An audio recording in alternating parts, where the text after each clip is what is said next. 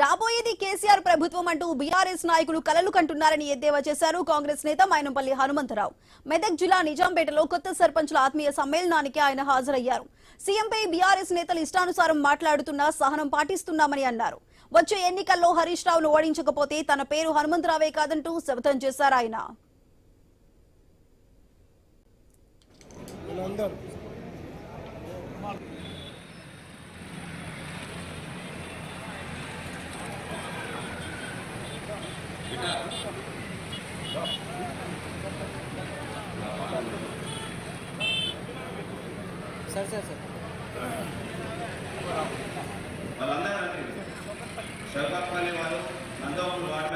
పంచాయతీ ఉంటే 10 సర్పంచులు కాంగ్రెస్ పార్టీ కైవశం చేసుకుంది, 4 ఏమో బీజేపీ పార్టీ, టీఆర్ఎస్ 2. అంటే టీఆర్ఎస్ దుకాణం ఆల్మోస్ట్ బంద్ అయింది.